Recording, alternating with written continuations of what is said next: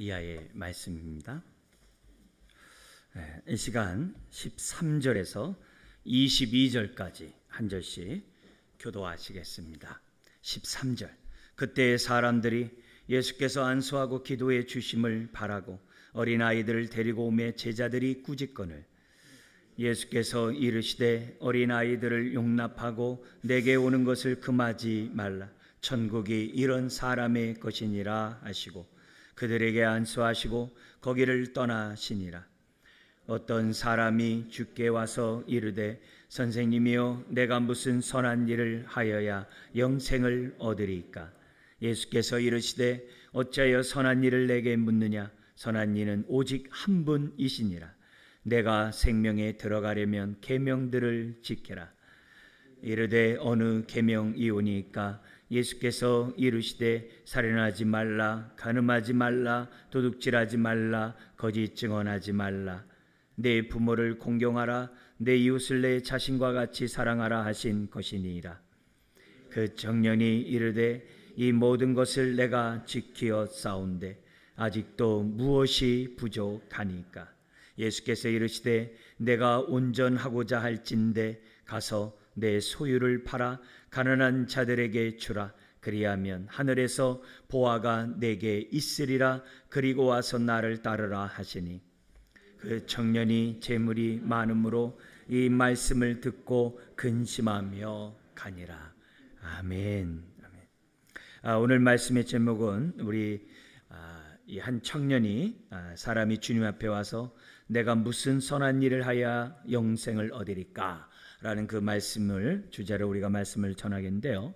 오늘과 다음 주에 이 두 가지 제목을 가지고 말씀을 전하고자 합니다. 오늘은 18장서부터 계속 이어졌던 하나님의 긍휼함을 입은 자들은 긍휼한 마음으로 긍휼을 베풀어야 한다고 하는 그 주님의 그 말씀의 주제에 따라서 오늘 말씀 또 영생에 관한 이 질문에서 주님이 답하신 이 긍휼에 관한 이 부분을 오늘 하나님의 은혜 가운데 말씀을 나누기를 원합니다. 크게 두 부분으로 나눠지겠죠. 13절부터 15절까지는 어린아이에게 안수하시는 예수님, 그리고 16절에서부터 30절까지는 무슨 선한 일을 해야 영생을 얻을 수 있나이까라는 질문에 대답하시는 예수님, 이 두 사건을 통해서 오늘도 우리 긍휼하신 주님의 음성을 듣기를 원합니다.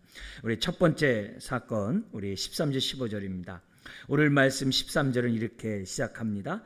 그때 사람들이 예수께서 안수하고 기도해 주심을 바라고 어린아이들을 데리고 오매 제자들이 꾸짖거늘. 여기 보면 그때에 그래요. 이 그때는 앞에 있는 사건과 연관되어 있겠죠. 그때가 어느 때입니까? 바리새인들이 예수님을 시험하고자 19장 3절에 예수님에게 질문합니다. 시험의 질문이죠. 사람이 어떤 이유가 있으면 그 아내를 버리는 것이 옳으리까? 어느 때 이혼 증서를 써주는 것이 옳으냐라는 그 질문에 대해서 우리 주님이 창조의 법칙에 따라서 우리 주님이 답변하셨죠. 지난주에 바로 그렇게 질문하고 있는 그때 자기 아이들을 축복 기도해달라고 부모들이 아이를 데리고 오는 겁니다. 근데 그런 모습에서 이제 제자들이 꾸짖는 거죠. 아마 이야기를 하는 가운데 끼어들었기 때문에 꾸짖었다라고 우리는 언뜻 생각할 수도 있습니다. 자, 이 꾸짖는 그런 상황에서 우리 주님이 14절에서 이렇게 14절에 이런 말씀을 합니다. 뭐라고 그러냐면 예수께서 이르시되 어린아이들을 용납하고 내게 오는 것을 금하지 말라. 천국은 이런 사람의 것이니라 라고 말씀하셨다고 그래요. 근데 똑같은 사건을 기록한 마가복음에서는 우리 주님이 14절의 말씀을 그냥 한 것이 아니라 분노하시면서 예수님이 아이들을 꾸짖는 그 행동을 노하셨다 그랬어요. 근데 이 노함 속에는 뭐가 들어가 있냐면은 슬픔이 들어가 있는 얘기예요. 아주 매우 슬퍼하면서 우리 주님이 분노하시고 14절 어린아이들을 용납하고 내게 오는 것을 금하지 말라. 천국이 이런 사람의 이 어린아이 같은 것이니라 라고 답변합니다. 근데 마가복음에서는 분노만 하시면서 이 얘기하신 게 아니라 이 말씀 이외에 또 이어지는 말씀이 나옵니다. 그게 뭐냐면은 내가 진실로 너에게 이르노니 누구든지, 마가복음의 10장 15절인데요. 하나님의 나라를 어린아이와 같이 받들지 않는 자는, 받들다는 얘기는 영접한다, 환영한다. 어린아이 같이 환영하지 않는 자는 결단코 그곳에, 천국에 들어가지 못하리라. 아니, 믿으면 들어가는 게 천국인데 지금 어린아이 같이 영접, 환영, 받들지 않으면 천국까지 못한다라고 우리 주님이 분노하시면서 선포하는 것으로 되어 있습니다. 그리고 나서 지금 뭐냐면 이 부자 청년의 영생에 관한 이 질문과 마가복음은 연결이 되고 있습니다. 그리고 16절에 그리고 나서 이제 우리 본문 15절에 보니까 그들에게 안수하시고 거기를 떠나시니라. 근데 똑같은 사건을 기록한 마가복음에는 안수할 때 그냥 안수하는 것이 아니라 일일이 하나하나 아이들을 안으면서 그를 갖다가 축복기도 하는데 그냥 축복기도가 아니라 뜨겁게 간절히 축복기도 하는 것으로 마가복음에 기록되어 있습니다. 자, 이 사건, 우리 첫 번째 사건을 통해서 우리가 주목해야 될 우리 정말 하나님의 말씀을 우리가 보면서 교훈을 얻고자 하는데요. 첫 번째는 부모가 자기 아이를 데려와서 축복기도 하다는 것이 이렇게 꾸지람을 들을 일인가?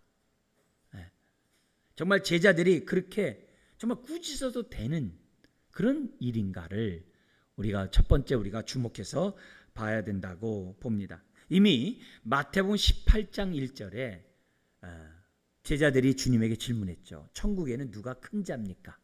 누가 중요한 자이고 주목받는 사람입니까?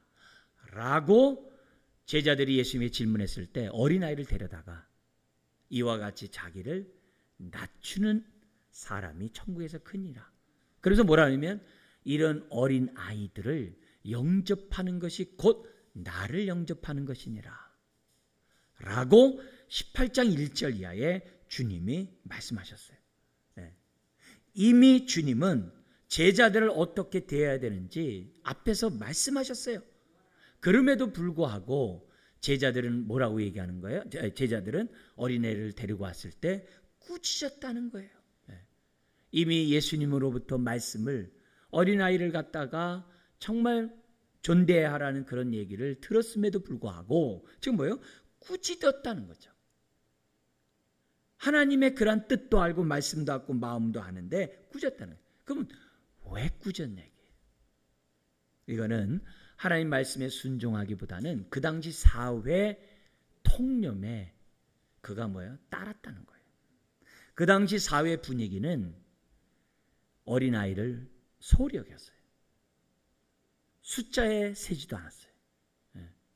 거기 앞에 19장 우리 1절부터 12절에 나오는 정말 이혼을 당하는 그 여성, 그런 약자들에 대해서 사람들이 소홀히 여겼어요. 무시했어요. 오늘날로 얘기한다면 인권과 배려가 없었어요.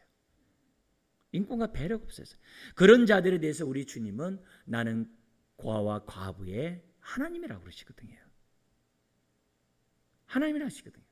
그런 의미에서 오늘 이 모습 속에서 우리들이 기억해야 될 것은 뭐냐면 제자들은 그렇게 3년 가까이 주님을 따라다니고 말씀을 들었음에도 불구하고 사회 통념에 따라 약자들에 대해, 소자에 대해, 어린아이에 대해서 긍휼히 여기는 마음이 없었다는 거예요.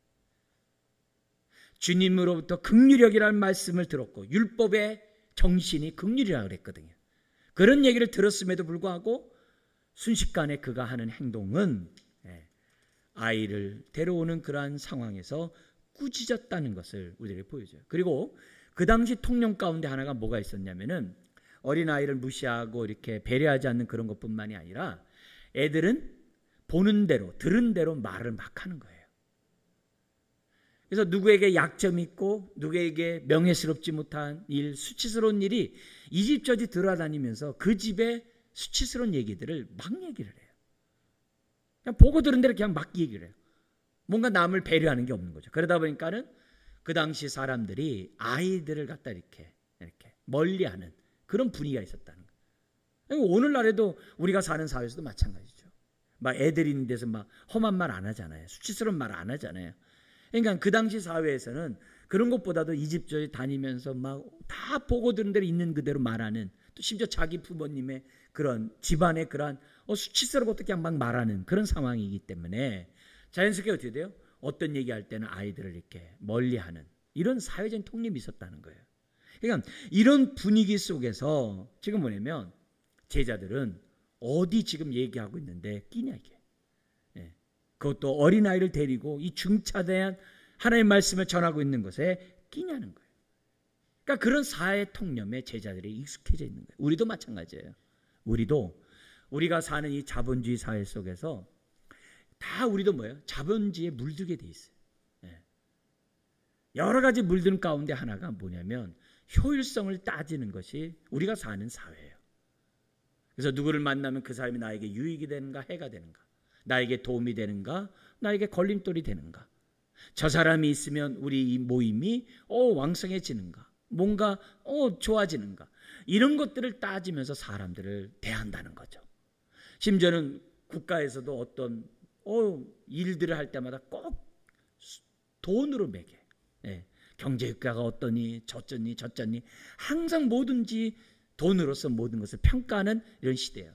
이런 시대에 우리가 살다 보니까 우리도 모르는 사이에 어떻게 돼요? 사회적인 통념에 따라 효율성이 없는 사람을 자꾸 도태시켜요. 관심을 갖지 않아요. 예. 그런 사람에 대한 배려가 자꾸 밀려나요.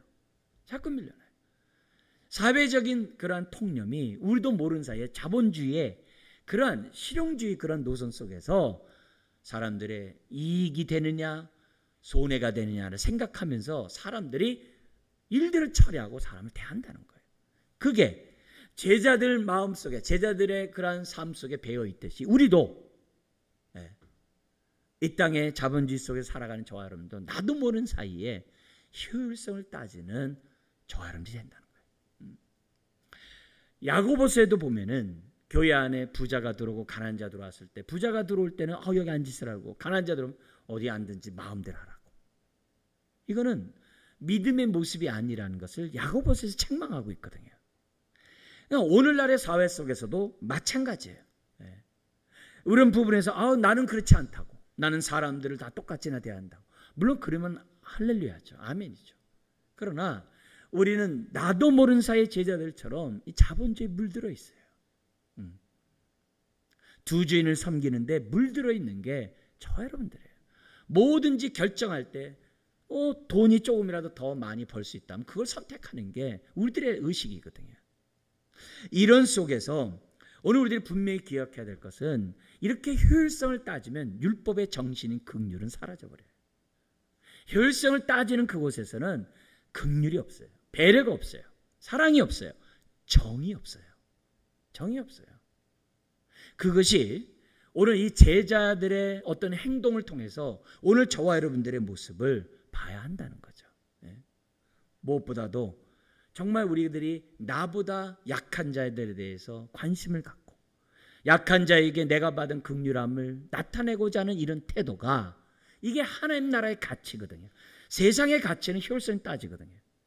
이런 하나님 나라의 가치 가운데 저와 여러분들이 살고자 하는 자녀들이 되어야 한다는 거죠. 이게 너무 중요한 거예요.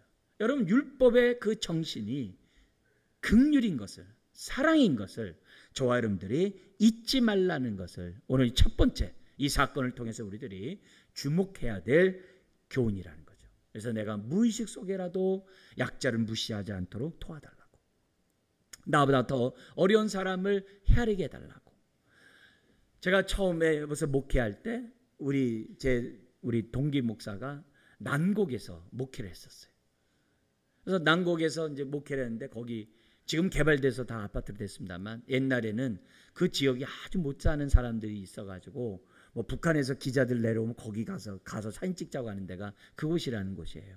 근데 거기서 목회를 하고 있는데 우리 동역자가 뭐냐면은 그 당시 그 도시락이 1,100원이면 아이들에게 이렇게 밥 한 끼를 잘 먹일 수 있다라고 그랬어요. 그래가지고 그 얘기를 우리 성도님들에게 얘기했더니 성도님들이 정말 어려운 삶이지만 그 당시에 1,000원 내는 것을 기꺼이 하셨어요. 그래서 60명가량의 아이들이 뭐냐면 도시락을 이렇게 우리 교회를 통해서 이렇게 돌봄을 받는 그런 일들이 있었어요. 그러니까 그런 상황이 지금도 이제 계속 이어져 가지고 우리가 뭐요? 해외 아동 입양을 해가지고 각 부서와 전도회에서 어떻게 돼요? 우리 입양해서 그 아이들을 돕고 있어요. 미자립 교회나 또 어려운 그런 사람들을 갖다가 돕고 있는 그런 사역들을 하고 있어요. 왜 그래요? 이거는 하나님의 뜻이거든요. 이거는 우리들이 정말 이렇게 예배되고 신앙이 좋은 사람들만 하는 그런 게 아니에요. 하나님의 긍휼함을 입은 저와 여러분들은 한 사람도 예 없이. 그래서 제가 그러잖아요. 한 달에 단돈 100원이라도 구제비가 있어야 한다고. 여러분 이런 우리들이 그 의도를 잘 기억하고 오늘의 말씀을 봐야만 한다는 거죠. 두 번째, 우리들이 정말 무의식 속에서 이렇게 약자나 이런 사람들을 배려하지 않고 돌보지 않는 이런 것을 하지 않는 이 모습을 우리가 교훈을 삼을 뿐만 아니라 또 하나는 뭐냐면 예수님이 제자들의 이런 꾸짖는 행동에 대해서 뭐 하셨냐면 분노하셨다는 거예요. 분노. 매우 슬퍼하면서 마음 아파하셨다는 거예요. 고통을 느끼면서 분노하셨다는 것을 우리가 기억해야 하는 거죠. 그러니까 우리가 이처럼 사회 통념에 따라 행동하는 이것이 그냥 아무런 그런 일이 아니라 우리 예수님이 분노하는 일이라는 거예요. 분노하는 일. 네.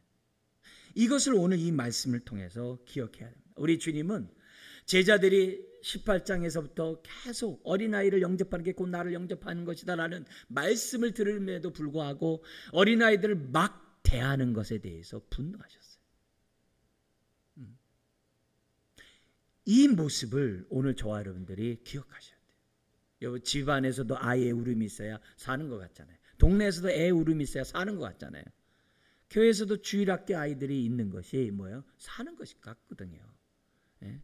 지금 우리 11시 예배 때 우리 다 교육부서가 저 비전센터에서 예배를 드리다 보니까 너무 그게 저는 너무 안타까워요. 아쉬워요. 왜냐면 여기서 드릴 때는 애들 늘 뭐 제 방에 와가지고 저한테 얘기하고 미주알 고주알 집안 얘기 다 하고 부모 얘기 다 하고 뭐 막 이러면서 같이 얘기하고 제가 기도하고 이러면서 지냈다가 갑자기 뚝 떨어져 버리니까 애들이랑 얘기를 못해요. 내가 누군지 아니? 그러면 벌써 몇 달만 지났는데 누구세요? 뭐 이런 이게 너무 마음 아픈 일이죠. 왜요? 목사의 사명이 애들 같은 붙잡아 놓고 애들 축복하고 애들에게 은혜를 나눠야 되는데 볼 기회가 잘 없는 거예요. 네. 네. 너무 안타까운 일이에요. 그런데 어쨌든 우리 교회가 정말 이런 자기 아이를 비롯한 정말 우리 주일학교 아이들을 또 심지어 뭐예요? 영향력, 효율성이 떨어진다는 그런 사람들에 대해서 막대하지 말아야 돼요. 함부로 대하지 않도록 하는 이런 것들이 필요해요. 요한 3서가 있어요. 요한 1서, 요한 2서, 요한 3서, 요한계시록에서 요한 3서 있어요. 사도 요한이 쓴 글이 요한 3서가 있는데 거기서 보면은 막대하는 사람에 대해서 사도 요한이 가만두지 않겠다고 하는 편지가 있어요. 그게 요한 3서예요. 그 가운데 그 사람의 이름까지 나와요. 디오드리베라고. 그 디오드리베에 대해서 요한이 뭐라고 얘기하냐면 너희 중에서 으뜸되기를 좋아하는 디오드리베가 우리를 맞아들이지 아니했다. 그 당시 순회 전도자가 있으면 기꺼이 맞아들였거든요. 더구나 그 교회 그쪽 지역에 교회가 있는데 이 디오드리베는 장로였어요. 이쪽 지역에 뭐하러 우리가 할 건데 여기까지 와서 그러냐? 다른 데로 가 하면서 순회 전도자들을 환대를 안 한 거예요. 숙식을 제공 안 하는 거예요. 그래서 이런 게 소문까지 난 거거든요. 그러니까 요한이 가면 가만두지 않겠다고 그러거든요. 오늘 이 얘기가 무슨 말이냐면 이 디오드리베 같이 교회에서 힘이 있다고 자기가 능력이 있다고 자기가 교회에서 큰 역할을 한다고 또 내가 으뜸된다고 생각하면서 목사나 우리 중직자들이나 어쨌든 먼저 신앙생활 했다 교회에 들어왔다고 해서 어떤 함부로 대하거나 함부로 우리가 행동한다고 한다면 주님이 그걸 보고 뭐라고요? 분노하신다는 거죠. 분노하신다는 거죠. 이 모습을 그래서 우리가 나도 모르는 사이에 주님이 분노하는 행동들 제자들처럼 해서는 안 된다는 것이 두 번째 우리가 주목해야 될 말씀인 거예요. 세 번째 뭐가 있냐면 우리 주님이 14절에 어린아이들을 용납하고 내게 오는 것을 금하지 말라 그랬어요. 그 당시 통념을 깨는 거죠. 금하지 말라 그래요. 왜 그러냐? 천국이 이런 사람의 것이라고 기록되어 있어요. 기록되어 있어요. 그리고 그 아이들을 갖다가 우리 마가복음에서 뭐예요? 한 사람 아이씩 안고 축복기도 했다 그랬어요. 안으려면 다 안는 게 아니잖아요. 한 아이씩 안겠죠. 안고 그를 갖다가 축복했다는 거죠. 여기서 천국은 이런 사람의 것이다 해서 강조점이 이런 사람이 뭐냐면 바로 이런 사람이란 뜻이에요. 그러니까 우리들이 정말 아이에게서 배워야 될 특징 가운데 하나 이거잖아요. 아이들은 자기가 장난감 막 놀고 있다가 부모가 얘 동생도 놀게 해 그러면 싫어 막 그래요. 그러다가 이제 그 부모가 이렇게 또 다른 좋은 장난감 주면 그냥 동생한테 줘버리고 그걸 탁 가져버려요. 아이들 그런 특성이 있잖아요. 뭐 그걸 갖다 좋게 생각해서 우리가 생각해 본다면 아이들이 뭐냐면 하나님 나라를 이 아이와 같이 영접하고 환영하고 받드는 자의 것이라 했거든요. 그러니까 하나님 나라를 우리가 영접하고 받아들이려고 한다면 내가 지금 다른 것을 붙잡는 것이 아니라 오직 하나님 나라를 붙잡겠다고 하는, 그것만 붙잡겠다고 하는 그런 환영하는 마음, 그게 어린아이 마음이거든요. 그런 자의 것이 하나님의 나라라고 그랬다고. 이게 주님의 지금 가르치고 있는 그런 부분이에요. 그렇다고 한다면 오히려 이 아이를 통해서 배워야지. 이 아이를 꾸짖냐 이게. 근데 이 얘기가 다음에 이 청년, 부자 청년의 사건과 연결이 돼요. 이 부자 청년은 하나님 나라도 잡는데 자기의 재물을 붙잡는 가운데 잡으려고 했던 거예요. 재물을 내려놓고 하나님 나라를 잡아야 되는데 두 주인을 그냥 다 잡으려고 하는 이런 모습이 뒤로 연결되는 것을 보게 돼요. 어쨌든 여기서 우리들이 주님이 하신 얘기는 그런 자들에 대해서 뭐예요? 용납하고 금하지 말라는 이 말씀을 주목해야 돼요. 금하지 말라는 그 속에는 무엇이 있어요? 하나씩 하나씩 안고 축복하는 그런 마음을 오늘 우리 주님은 우리들에게 가르치고 있는 거예요. 이게 뭐예요? 하나님 나라의 가치예요. 세상 나라의 가치는 효율성을 따진다 그랬어요. 그러나 하나님 나라의 가치는 주님의 마음으로 사람을 대하는 거예요. 나중에 마태복음 25장에 가면요, 주님의 심판 때 근거가 뭐예요? 이 소자에게, 약한 자에게 물 한 그릇 줬느냐? 그럼 천국 갈 것이고, 물 한 그릇 안 줬느냐? 그럼 지옥 간다는 거예요. 그만큼 어린 아이를 비롯한 약자를 영접하는 것이 하나님의 은혜를 아는 자들의 삶이라는 것을 저나 여러분들이 잊어서는 안 돼요. 더구나 이 아이가 오는 것을 금하지 말라는 속에는 역설적인 게 있어요. 왜냐하면 그 아이가 보는 대로 말하고 듣는 대로 말하기 때문에 웬만하면 수치스러운 것을 보여주지 않으려고 막 이렇게 멀리 가라고 이렇게 한다고 그랬잖아요. 근데 주님은 반대예요. 왜요? 예수님의 일거수일투족, 예수님의 말씀과 행동을 제자들이 보고 그들이 경험하면 어떻게 돼요? 제자들은 있는 그대로 그걸 얘기하게 돼 있거든요. 그것을 오늘 우리 주님은 역설적으로 강조하고 있는 거예요. 아이들은 본대로 말하거든요. 예수님의 그 하나님 나라의 그러한 사건들을 아이들이 보게 한다면 아이들은 그대로 말할 수밖에 없는 거죠. 특히 주일학교 부모들은 우리 아이들이 하나님 말씀을 잘 듣고 자랄 수 있도록 맹모 삼천지교도 하는데 우리가 왜 못하겠어요? 우리가 아이들이 말씀을 잘 듣고 자랄 수 있도록 최선을 다해야 돼요. 그리고 아이들의 입에서 나오는 그 소리가 하나님의 음성을 들을 줄 알아야 돼요. 그래서 아이들이 주님이 이렇게 말씀하셨는데 그러면 어떻게 돼요? 빨리 바꿔야 돼요. 왜요? 아이들은 부모의 뒷모습의 신앙을 담거든요. 제가 어렸을 때 4살, 5살 때쯤 기억이 나요. 지금 기억이에요. 그게 뭐냐면 가끔 이제 친구 따라서 교회를 갔어요. 근데 하루는 제가 와가지고서 저희 어머니한테, 저희 어머니가 저한테 하도 얘기해서 제가 아는 내용이에요. 4살, 5살 때 생각을 기억하는 게 아니라 어머니가 저한테 자주 얘기하셨거든요. 돌아가실 때까지. 그게 뭐냐면은 너는 말이다. 교회 갔다 오면은 교회 갔다 와서 나한테 이런 말을 했다 하면서 이제 그 얘기를 기억하는 거예요. 뭐냐면 어머니는 저를 버려도 우리 하나님 아버지는 저를 안 버려요. 그러면서 들어오더래요, 제가. 그러니까 어렸을 때 우리 어머니가 그걸 보니까 얼마나 참 기가 막히겠어요. 어린 그 4살, 5살 되는 그 아이가 그러고 들어오니까 어머니 볼 땐 그러겠죠. 근데 저희 어머니는 그게 처음에는 그냥 들렸는데 나중에는 그게 자꾸 본인에게 하시는 말씀으로 이렇게 들려진 것 같아요. 제가 볼 때. 왜냐하면 저희 넷째 형이 그 당시 시절에 어렵잖아요. 넷째 형이 이제 이 병을 앓다가 이제 숨을 거뒀어요. 그래서 몸이 아주 그냥 돌덩이 같이 차갑게 되자 이제 장례를 치르려고 그 아이를 안고 이제 뒷산에 이제 동네 사람들 가는 거예요. 갔는데 신기하게도 이 아이가 몸이 이렇게 이게 뭐냐면 온기가 있으면서 애가 꿈틀거리는 거예요. 그래서 보니까 진짜 숨을 이렇게 쉬더래요. 그래서 다시 내려와 가지고서 집에서 이렇게 하는데 또 다시 몸이 이렇게 병치레 때문에 이렇게 죽어가다가 또 죽더라는 거예요. 이제 거의 이제 죽는 그런 상황이라는 거예요. 그래서 옆집에 있었던 우리 집사님의 권유로 이제 저희 어머니는 이제 전도한 거겠죠. 전도하면서 빨리 목사님 모셔다가 예배를 드려야 된다고. 그래가지고서 감사하게도 오셔서 기도해주고 예배드리는 가운데 형이 살아났어요.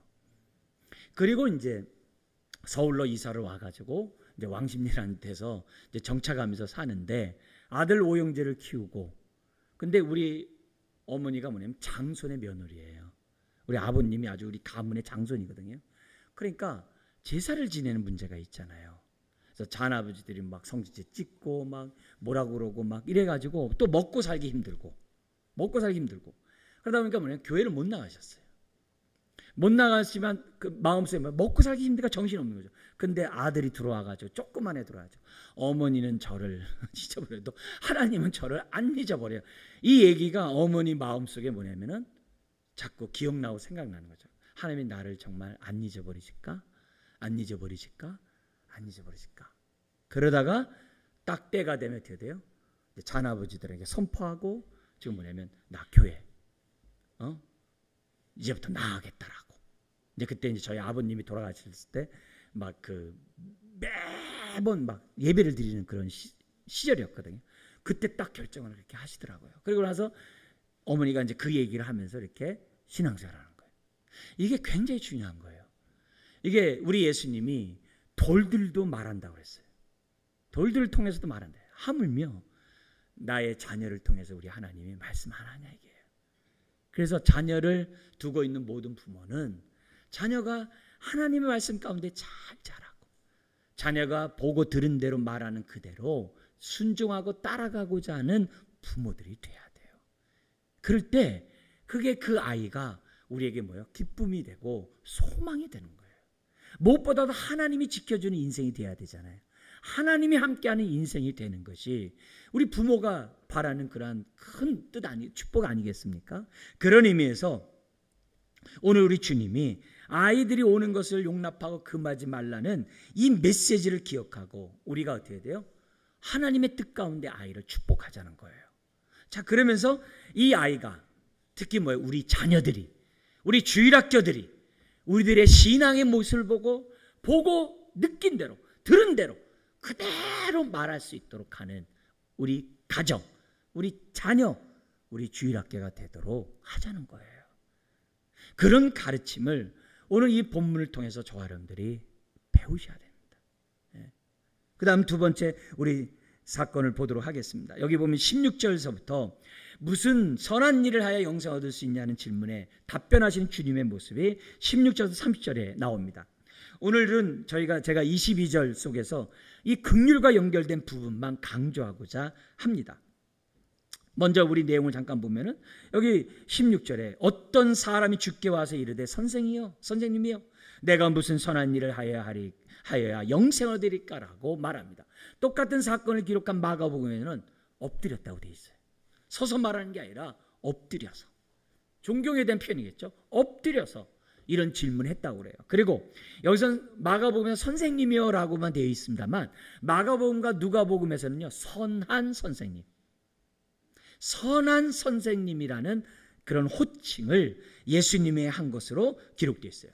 그리고 이 사람은 오늘 본문 20절에 보니까 청년으로 돼 있고 누가복음에서는 관리. 근데 이 관리는 하등 관리가 아니에요. 하등 관리가 아니에요. 그 지역을 책임지는 관리라는 단어로 돼 있어요. 그러니까 젊은 날에 관직을 얻었다는 얘기는 그 집안이 뼈대 있는 집안이라는 것을 보여주는 거예요. 그리고 그 당시에 관직에 있다는 얘기는 부자라는 걸 얘기를 해요. 그래서 성경에서는 부자는 거의 다 부정적인 의미예요. 부정적인 의미예요. 그러니까 이 청년, 그런데 그럼에도 불구하고 이 청년은 어떻게 돼요? 영생을 얻고자 또 뭐예요? 부단히 계명을 지키면서 어려서부터 해왔던 청년이라는 거예요. 근데 그 청년에게 어떻게 영생을 얻을 수 있냐에 대한 그 답변을 지금 본문을 통해서 우리가 하는데, 여기에 대한 구체적인 얘기는 다음 주에 제가 여러분들에게 설명하려고 합니다. 자, 이런 가운데 여러분들의 좀 이해를 돕는, 성경의 이해를 돕는 얘기를 좀 하고 싶은데요. 그게 뭐냐면은 이 선한 선생님이라는 이 단어예요. 이 선한이라는 단어가 우리는요, 정말 우리가 할렐루야라는 단어처럼요, 꼭 기억해야 될 단어예요. 임마누엘 단어처럼 이 선한이란 단어가 중요해요. 우리는 임마누엘을 번역 안 하잖아요. 할렐루야를 번역 안 하잖아요. 그런 것처럼 사실 이 선한이란 단어도 번역 안 하고 우리가 받으면 좋을 그런 단어예요. 이 토브라는 단어인데 어디에 처음 나오냐면 창세기 1장에 나와요. 하나님이 이 세상을 창조하시고 모든 것이 하나님의 뜻대로 정말 질서 있게 정말 잘 창조된 모습을 보시고 하나님 보고 어땠다고 그래요? 좋았더라 그랬잖아요. 그 단어예요. 좋았더라. 모든 것이 하나님 보실 때 흠이 없고 정말 완벽하게 하나님 뜻대로 이루어졌을 그 상태가 좋았더라예요. 그 좋았더라는 단어가 여기서 선한이란 단어예요. 같은 단어예요. 같은 단어예요. 그러니까 우리가 신앙생활을 하는데 이 선한이라는 단어, 선한 하나님이라는, 선한 선생님이라는 표현을 썼는데 이 선한이라는 단어는 사람에게 붙일 수 있는 단어가 아니에요. 선한은 오직 하나님께만 붙일 수 있는 단어예요. 그런데 그 단어를 예수님에게 사용하는 거예요. 선한 선생님. 그 당시의 호칭은요, 그 사람의 이름이었어요. 선생님이란 자체도 굉장히 영광스러운 호칭이에요. 근데 그 앞에 또 뭐예요? 하나님께 붙이는 그 선한이란 단어를 갖다가 예수님에게 붙인 거예요. 얼마나 존경하는, 그러니까 엎드렸죠. 엎드렸다는 거예요. 그런데 이 선한이라는 이 극존칭 앞에서 예수님의 태도는 뭐냐? 분명히 얘기해요. 뭐냐면 17절에 선한 이는 오직 성부 하나님 한 분뿐이라는 거예요. 예수님 자신에게 그 이름이 붙여진 것을 거부하시는 거예요. 이게 제대로 된 거죠. 나를 알아보는구나. 그게 아니죠. 선한 분은 오직 하나님 한 분만이 선하다라고 딱 호칭 정리를 했다는 것을 기억하셔야 돼요. 오늘 우리들이 신앙생활하는 저와 여러분들이 보시고 우리 성부 하나님이 저와 여러분들을 보고 몸된 교회를 볼 때 어떻게 보실까요? 보시기에 심히 좋았더라 보시겠어요? 심히 나빴더라 보시겠어요? 여러분, 부모가 자기 새끼 이쁘게 보듯이 하나님은 핏값으로 산 저와 여러분들을 이쁘게 보세요. 하나님이 저와 여러분들을 보실 때 좋았더라 하세요. 선하더라고 우리들에게 보세요. 그러니까 선한 목자는 선하게 저와 여러분들을 보신다는 것을 잊어서는 안 돼요. 네? 자, 그러면서 또 우리가 이해를 돕는 게 뭐냐면 영생을 얻으리까 했을 때 우리의 개념은 이렇게 물건처럼 생각을 해요. 근데 히브리인들은 관계에서 영생을 생각해요. 예를 들면 허물과 죄로 죽었던 저와 여러분들이 죄 사함 받고 하나님의 자녀가 되고 하나님 나라의 백성이 되는 그 관계로 해석하는 게 영생이에요. 그래서 그들이 바라는 그 영생, 그 관계의 가장 완벽한 그 상태가 언제냐면 에덴 동산이에요. 에덴 동산은 어떤 곳이에요? 하나님의 임재가 있고요. 하나님과 교제했던 장소가 에덴 동산이에요. 그 에덴 동산을 갖다가 우리들이 뭐예요? 만들어낸 곳이 뭐예요? 그게 교회예요. 그게 교회예요. 구약에서는 성막, 성전, 신약의 교회인 거예요. 교회는 하나님의 임재가 있고 하나님의 교제가 있는 곳이 교회예요. 교회예요. 그래서 그 당시 유대인들은 뭐냐면 영생을 얻는다, 에덴 동산을 회복하는 것으로 생각해요. 그런데 신약을 살아가는 저와 여러분들은 에덴 동산하고 비교가 안 되죠. 하나님 나라가. 왜요? 에덴 동산은 선악과를 따먹잖아요. 근데 하나님 나라에서는 죄를 짓지 않잖아요. 생명나무만 있잖아요. 무슨 의미인지는 알지만 레벨이 다른 거죠. 어쨌든 여기 보면 히브리인들은 영생 그러면 하나님의 임재하고 하나님과 교제하는 그것을 갖다가 뭐냐면 영생을 얻는다라고 생각했다는 거예요. 네.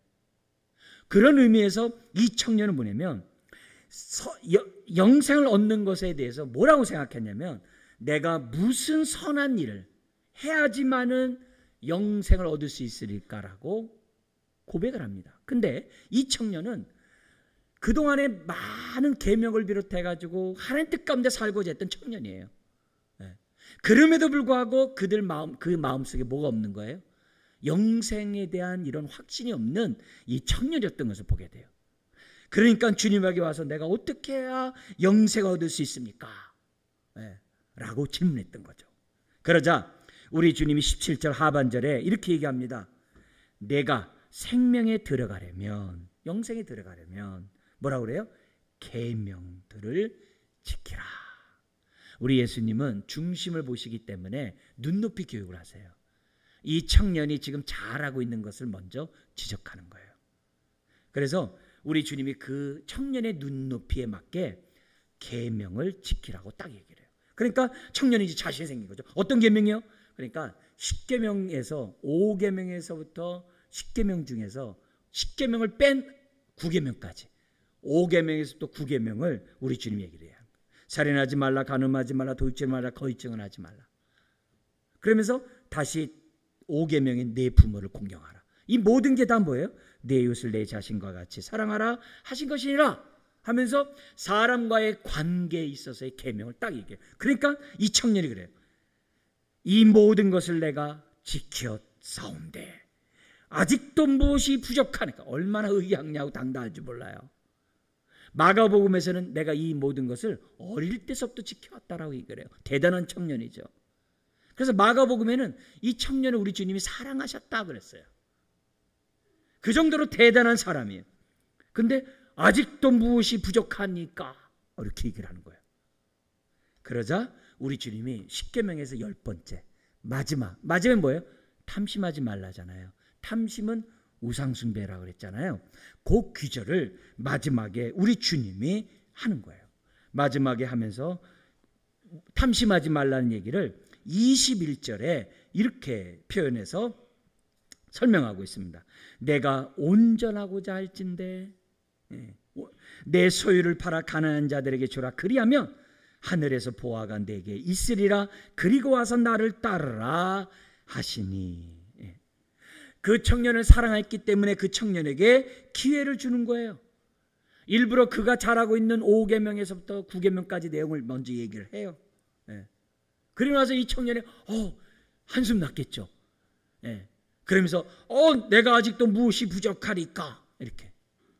자, 그런데 똑같은 성경을 기록한 마가복음에는요, 여기에 뭐가 들어가 있냐면 속여 빼앗지 말라는 규절이 하나 더 들어가 있어요. 왜 이 규절을 집어넣냐면은 도둑질하지 말라는 그 내용과 함께 속여 빼앗지 말라는 것이 들어갔는데, 왜 그러냐면은 이 청년이 부자라 그랬어요. 부자면 뭐예요? 하인들이 많아요. 관리면 아랫사람들이 많아요. 그러면 그 사람이, 더구나 이 청년이 돈을 사랑하는 청년이잖아요. 돈을 사랑하는 관리면 어떻게 할까요? 봉급을 제대로 안 줘요. 심지어는 자기 종들이 많아요. 그러면 그 종들에 대해서도 어떻게 해야 돼요? 자기의 적당한 값을 주지 않고 일을 시킬 수밖에 없는 거예요. 그러면서 자기가 어떻게 해야 돼요? 돈을 갖다가 이렇게 자기가 모아들이는 거죠. 그걸 갖다가 뭐냐면 속여 빼앗지 말라에 대한 주님의 말씀이에요. 그러니까 부자이기 때문에 남의 것을 도둑질하는 게 아니라 일꾼의 싹을 주지 않거나 남에게 빌린 것을 갖다 내가 자꾸 사용함으로써 피해를 주거나 적당한 대가를 주지 않고 지나치게 하거나, 이게 다 뭐예요? 속여 빼앗는 것들이에요. 그게 들어가 있어요. 근데 이런 부분에 있어서도 이 청년이 뭐라고 하냐면 마가복음에서 나 다 지켰습니다 이렇게 얘기를 했다는 거예요. 그래, 대단한 청년인 거죠. 그런데 이런 청년에 대해서 우리 주님 뭐 했다고요? 너의 소유를 팔아, 너가 아직 한 가지 부족한 것이 있다. 마가복음이 그래요. 한 가지 부족한 게 있는데 그게 뭐냐면 십계명에 따라서 너가 어떻게 돼요? 구제하라는 거예요. 그리고 와서 나를 따르라. 이런 메시지를 하게 합니다. 여기 보면 우리가 여기서 이 주목해야 될 이 단어가 21절에서 좀 여러분의 설명을 요하는 게 있는데, 온전하고자 할진대, 우리는 이런 말을 잘 안 써요. 우리는 뭐냐면 완전하고자 할진대라는 단어예요. 근데 사람에게 있어서 완전하다는 얘기를 씁니까? 잘 안 쓰거든요. 근데 유대인들은 이 단어를 써요. 온전하고자 한다, 완전하고자 한다, 이런 단어들을 씁니다. 그러니까 그만큼 열심히 있는 거죠. 율법에 열심인 거죠. 왜냐하면 613개의 울타리 율법을 다 지키면 완전해진다는 생각이 있기 때문에 이런 표현을 쓰는 거예요.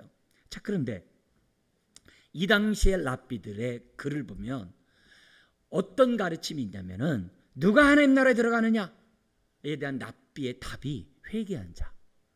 그러면 누가 회개한지 아느냐? 두 가지를 보고 안 돼요. 그 당시 제자들 비롯된 사람들이 다 배우고 있는 내용이에요. 두 가지가 있어요. 첫째는 계명을 지키는 자, 둘째는 구제하는 자가 랍비들의 가르침이에요. 마음에 회개한 사람의 두 가지 특징이 뭐라고요? 하나님의 입에서 나오는 선한 말씀의 계명에 순종하고, 두 번째는 구제하는 자가 회개하는 자고, 이런 자가 천국에 들어갈 수 있다라고 뭐예요? 랍비가 가르쳐요. 그런데 그 당시 바리새인들은요, 온전해지고자 하는 바리새인들은 구제를 해야 되니까 눈 가리고 아웅하는 거예요. 뭐냐면은 나 구제하네. 그래서 그 당시에 글을 보면요, 바리새인 집 앞에 거지가 있으면 그 사람은 와, 의로운 사람이네라는 평판을 들었답니다. 그래서 나사로 사건이 나오는 거예요. 그래서 성경에 나사로의 그 비유 사건이 나오는 거예요. 그러니까 그만큼 사람이 어떻게 돼요? 사람에게 보이려고 구제들을 많이 했다고 그래요. 어쨌든 그들은 온전하게 되고자 그 당시 사람들이 했다는 겁니다. 자, 그런데 이 온전케라는 이 단어의 히브리 말이, 이거와 상응되는 히브리 말이 뭐냐면요, 샬롬이에요. 샬롬이 뭐죠? 평안. 샬롬이 있을지어다, 평강이 있을지어다. 그 샬롬이 온전함이에요. 무슨 말이냐? 이 청년은요, 그렇게 열심히 온전해지고자 하는데 마음에 샬롬이 없는 거야. 왜요? 한 가지 부족한 것이 있기 때문에. 그 한 가지가 뭐였어요? 재물을 사랑하는 탐심이었던 거예요. 가난한 자들에 대해서 뭐예요? 소리 여긴 거예요. 가난한 자들에 대해서 제대로 뭐예요? 하나님의 긍휼함을 나타내지 않은 것이 그 청년이었어요. 그러니까 마음에 뭐가 없는 거예요? 샬롬이 없는 거예요. 왜냐하면 온전하면 샬롬이 있거든요. 우리가 예수 믿는 사람은 그 마음에 성령이 임하자 어떻게 돼요? 의와 희락과 화평이 있다 그랬어요. 샬롬이 있다 그랬어요. 목사인 저나 여러분 모두가 신앙생활하면서 샬롬이 기본이 돼야 돼요. 샬롬이 없으면 혹시 내가 한 가지 부족한 것이 있기 때문에 나에게 샬롬이 없다라고 생각하라는 거예요. 그 한 가지가 이 부자 청년 돈이었어요. 여러분이 뭐겠어요? 만약에 내가 샬롬을 누린다면 할렐루야죠. 못 누린다면 뭐냐 이게요. 나를 붙잡고 있는 그 한 가지가 뭐냐 이게요. 그 얘기를 지금 주님이 지적하고 있는 거예요. 그러니까 이 온전하고자 할진대, 우리들에게 뭐예요? 샬롬, 평강을 누리고자 할진대 내가 한 가지 부족한 것이 뭐냐 이거예요. 그걸 우리들이 이 본문에서 알아야 되고, 그러나 이 청년에게 주는 메시지는 뭐냐면 구제였던 거죠. 가난한 자였던 거죠. 여러분, 이 구제는 하나님을 닮아가는 거였어요. 왜냐? 레위기 23장에 이미 우리 하나님은 구제하는 선한 목자라고 그랬어요. 그래서 소출을 할 때 음식을 저희 뭐냐면 이 벼 이런 것들을 다 거두지 말라고 그랬어요. 가난한 자를 내버려 두라 그랬어요. 왜요? 가난한 자의 아버지니까. 그래서 이 구제라는 문제는 정말 하나님의 자녀들은 마땅히 해야 될 사건이었던 거예요. 그 얘기를 지금 우리 주님은 지적한 거죠. 그런데 안타깝게도 우리 주님이 사랑해서 눈높이 교육을 하고 그가 잘하고 한 가지 부족한 것 그것만 채우면 온전해지는데 22절 같이 한번 읽고 우리 말씀 우리가 또 나가겠는데 한번 읽어볼까요? 그 청년이 재물이 많음으로 이 말씀을 듣고 근심하며 가니라. 평안이 없는 거예요. 샬롬이 없는 거예요. 없는 거예요. 이 청년은 영생보다 물질을 선택한 거죠. 정작 이 청년은 재물을 사랑하는 청년이었다는 것을 우리들에게 보여준 거죠. 재물 때문에 어린아이처럼 하나님 나라를 환영을 안 한 사람에 불과하다는 거죠. 여기서 지금 우리 긍휼과 연관해서 강조해야 될 점 한 가지. 여러분들에게 하고 싶은 것은 영생은 하나님의 선물이에요. 근데 여기서 가르치고 싶은 내용은 뭐냐면 오늘 우리 주님은 이 청년의 한 가지를 보게 했다는 데 주목해야 돼요. 아무리 계명을 다 지켰어도 구제가 없으면 꽝이에요. 예를 들면 아무리 뭐 100억 곱하기 100억 곱하기 100억 곱하기 막 하다가 한다 하더라도 제일 마지막에 곱하기 0 하면 어떻게 돼요? 그럼 빵이에요. 아무리 구제를 계명을 겉으로 지켜서도 구제를 하지 않으면 무의미하다는 것을 우리들에게 가르쳐주고 있어요. 그렇다고 한다면 오늘 이 청년은 계명을 어려서부터 지키면서도 샬롬이 없는 이 모습을 보면서 하나님 이 모습이 내 모습이 되지 않게 하여 주옵소서. 근심하고 가는 것이 아니라 정말 10번째 계명에 순종하는 저와 여러분들 되게 주옵소서라고 기도하는 이 시간이 되어야만 한다는 거죠. 여러분 그 당시에 부자는 좋은 개념이 아니라고 그랬어요. 같이 농사짓고 n분의 1로 나누는 거예요. 근데 한쪽 사람이 많이 가져가 버리면 다른 사람은 적을 수밖에 없는 시대예요. 근데 이 부자가 자기가 많은 것들을 갖고 가난한 사람을 돌보지 않는다고 한다면 이거는 선한 하나님의 말씀 가운데 살아가는 모습이 아니죠. 더구나 이 춘궁기 때 5, 6월 달에 햇보리가 나기 전에 남들은 다 배고파서 보릿고개 지나고 있는데 혼자서 많이 밥을 먹고 있다. 이거는 하나님의 뜻도 아니고 하나님의 계명에 순종한 것도 아니고 재물의 종이 됐다는 것이 성경의 모습인 거죠. 여러분 성경은 사람의 마음에는 한 가지밖에 채울 수 없다고 그래요. 히브리인들의 의식은 마음에 한 가지밖에 채울 수 없다는 거예요. 돈이냐 욕심이냐 하나님이냐 하나님 나라냐 세상 나라냐 그 마음에 채울 것은 하나밖에 없다고 그랬어요. 성경은 이 청년이 재물로 채워 있기 때문에 하나님 나라를 버린 거라는 거예요. 그러나 반대로 하나님 나라로 채워진 사람은 그 물질을 가지고 긍휼 사역을 한다는 겁니다. 유대인들은 금요일날 저녁에 가정 예배를 드릴 때 꼭 헌금을 해요. 가정마다. 그리고 그 헌금을 반드시 구제비를 써요. 근데 그 구제비를 누구와 함께 내는지 아세요? 아이로 하여금 그 구제비를 내게 해요. 그래서 끊임없이 유대인들이 오늘날에 많은 구제 사역들을 하고 있다고 봐요.